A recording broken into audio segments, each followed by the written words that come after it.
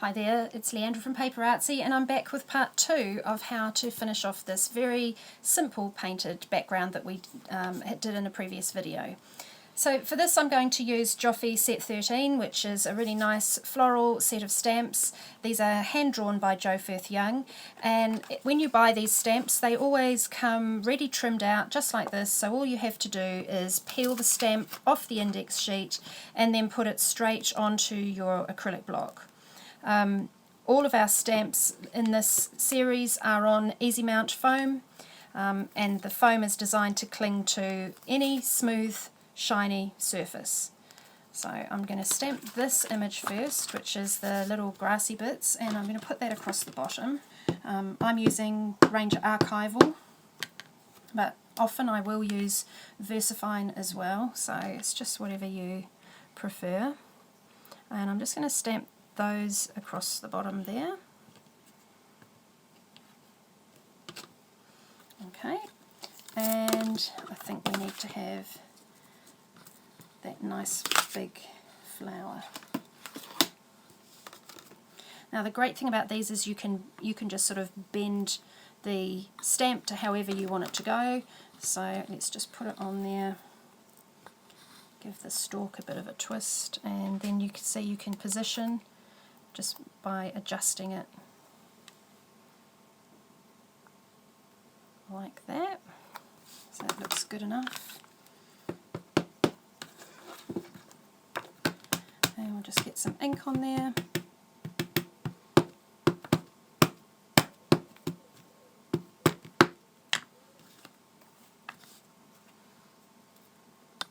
And then because it's trimmed so close, you can actually see right through.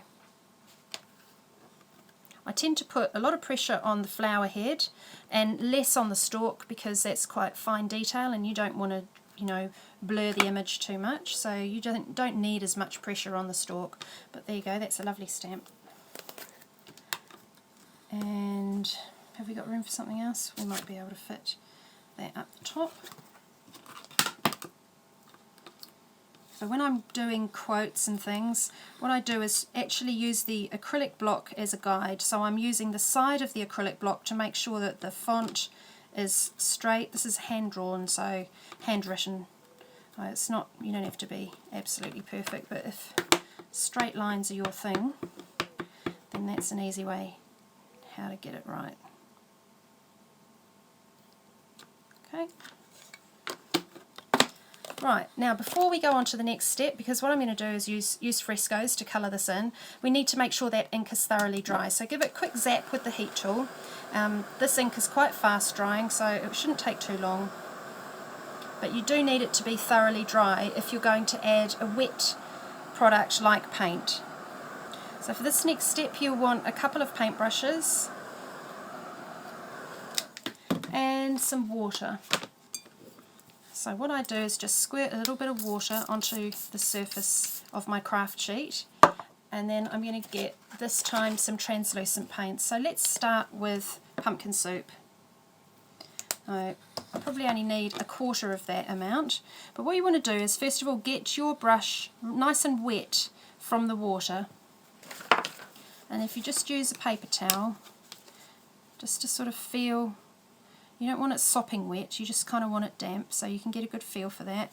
And then mix a little bit of water in with the paint, just to one side of the paint blob. You don't need to mix the water into the whole paint blob, you just want to loosen some of it.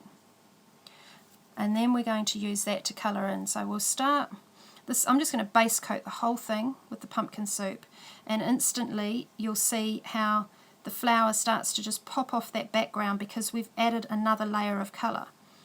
Now it's really important when you do this that you choose a translucent paint, because then you're not going to affect the quality of your stamped image. Now we've got a really nice sharp stamped image, and if we came over the top with an opaque paint we would just obliterate the image. So watering it down just gives you a little bit more translucence to the paint as well, and it makes the paint a little bit runnier, so that you've got a little bit more control about how much you put down. It's always better in a situation like this where you're colouring in to use less paint So if you water it down and build up lots of thin layers, you're going to get a better result than if you put truckloads of paint on. So just keep it light. Okay, so that's one layer. Okay, now I'll just do the same to the flower heads here. In fact, I'm going to put that all over this, the little greeny bit, which isn't green yet, but we'll make it green at some point.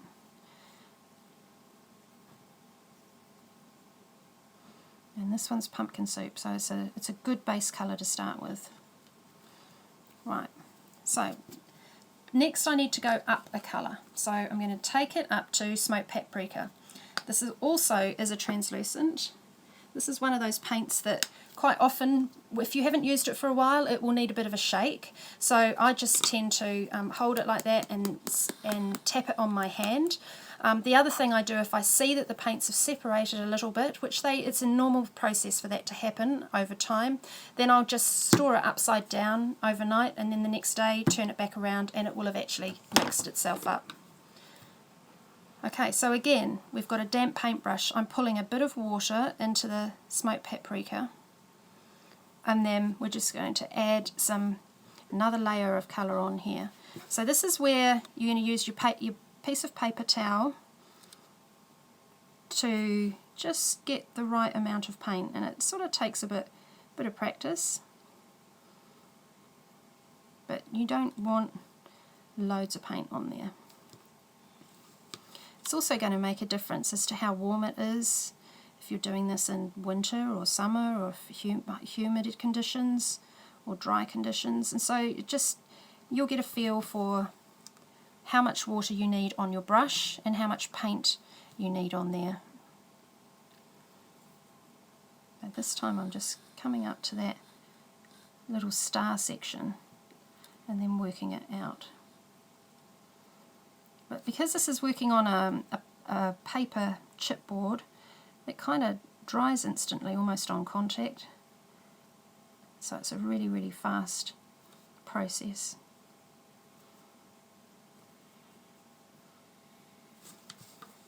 Again, this is just step colour 2. You can do this loads of times. Sometimes I'll end up having 7, 8, 9 layers of paint. And I find that more layers that I add, the more interesting it starts to look. So it's quite good to just have a go, see, maybe do a little test section, and each leaf you could start with each petal of this, one petal with 1 coat, and the next petal has 2 coats, and the next petal has 3, and so on, so that you've got it as a point of reference later on. Now, even applying another layer of Smoked Paprika will build more depth. So I'm going to try and get it a little bit darker up in these sections here, and keep using that water to soften it out. Now I'm going to remove the excess paint and then blend these bits out here a little bit more.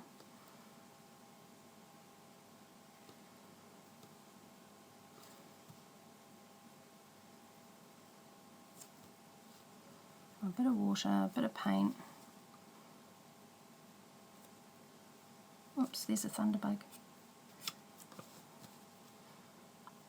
Had zillions of thunderbugs around here lately. We've had so much thunder. It's been quite humid for England.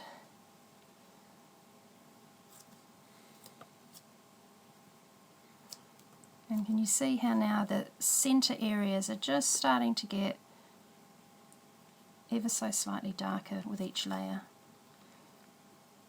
So I'm just keep going round, adding another layer of that Smoked Paprika.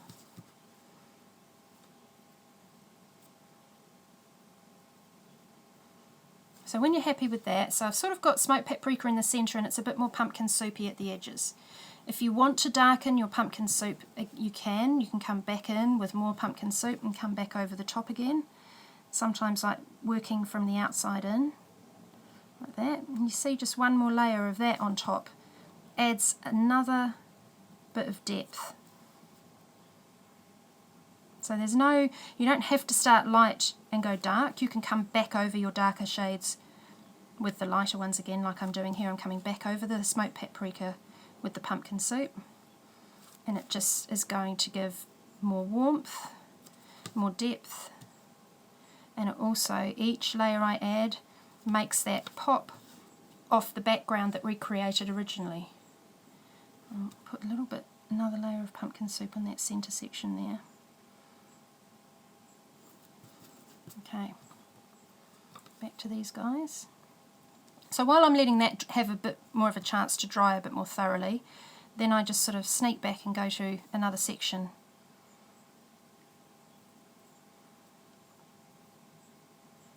Now, let's get some green onto those. So a green translucent would be hay pesto, which is quite a nice warm yellowy green. And again, let's just get the brush damp, pick up a bit of that colour and start applying that onto the leaves. See how my brush is just a little bit too wet there, so I'm just going to remove some of the water. Just mucking about, getting the balance right.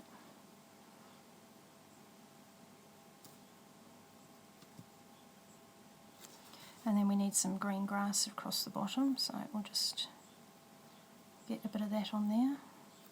We've also got a stalk here. Just add a little touch of green to that.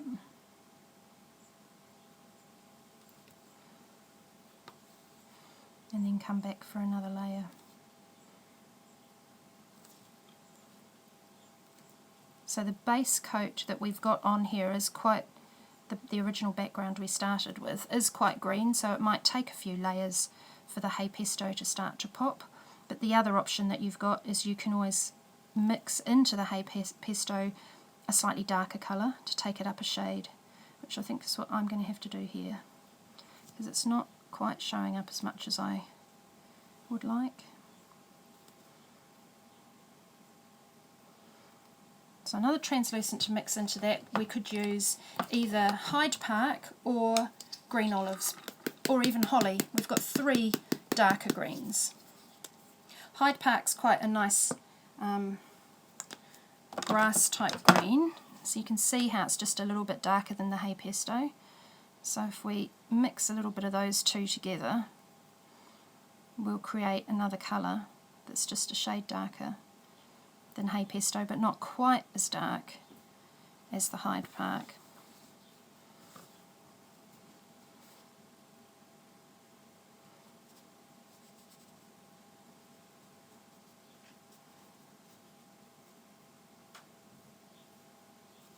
I'll bring that in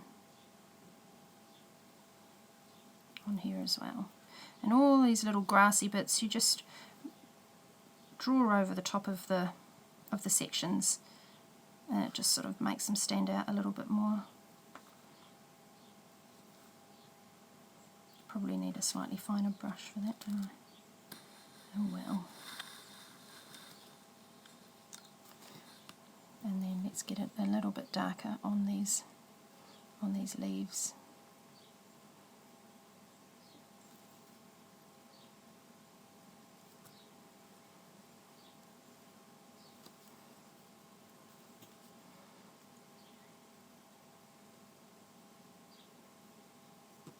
There we go.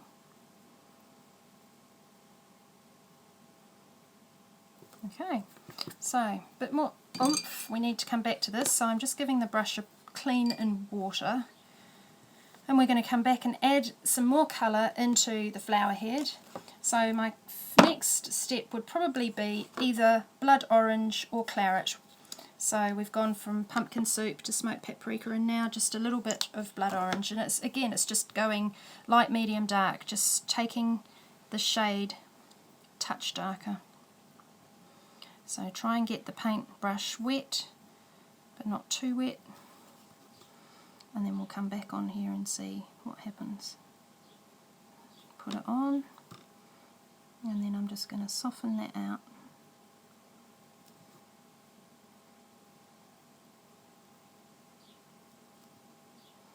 You can see just one A little bit of touch of a bit more depth of colour and it can make all the difference.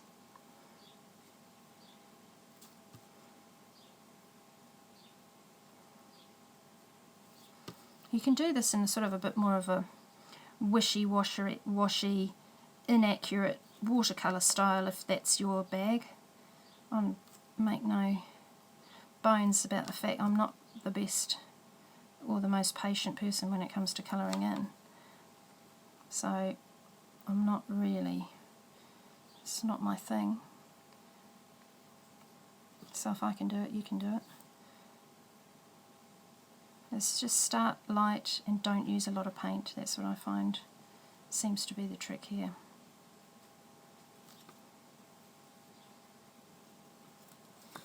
There we go. Then we can add perhaps a little bit of oomph to this section here.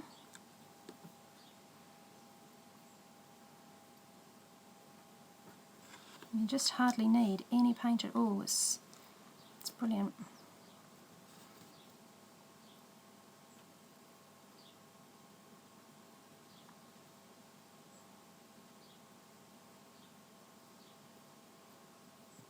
Okay, so now I'm just cleaning that brush off again, and I'm going to try and get another back to the Hyde Park and actually get that really dark green coming through on the leaves.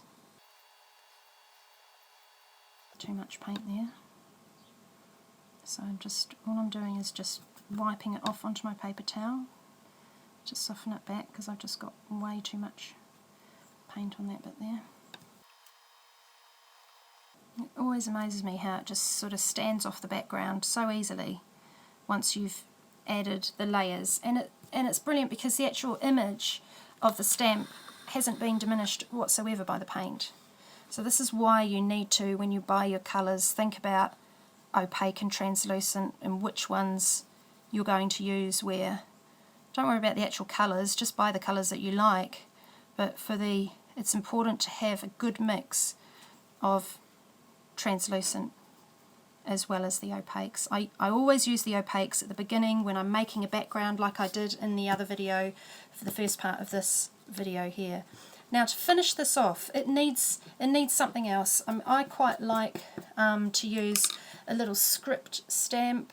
On this stamp here there's some little cross-hatching, something like that, just something really delicate, or even the fuzzy-wuzzy ends on that one there would also work quite nicely. But just something to perhaps bring a little bit more of the black stamping into other areas, or we could use this with paint and we could actually bring more detail into the background by using paint. Let me show you both so that you know what I'm talking about.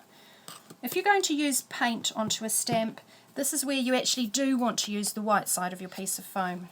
So let's see if we can use this last of this pumpkin soup that's just sitting here. So if we tap a little bit on there and we can just bring it in, and it's just going to add a little bit of lift to the background. We'll move on to that smoked paprika. And I'm just going to put it around the edges to begin with. Don't really want to have loads on there.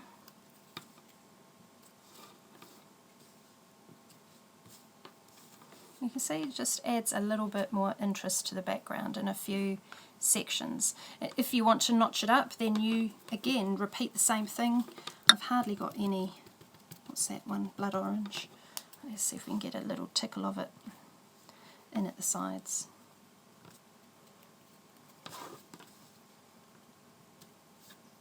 Okay, something like that. Now if we were to do the same thing with the ink, then we're going to be using even less. So I inked up the stamp, and then I'm just going to get little bits of the black coming in at the very sides, almost making like a little frame. Just a tiny bit around the edges there, and then I would probably finish with cut and dry foam and just try and give that a slight frame.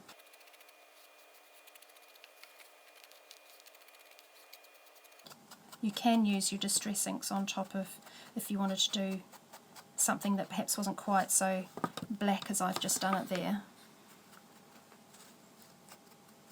But there you go. Pretty simple piece to put on a card. Or and the technique, using that technique over and over, I just do it so much for so many of Joe's stamps, and onto fabric or pieces like this. It's a lot of fun. Okay, so thanks for joining us, and we'll see you next time back here on the PaperArtsy YouTube channel.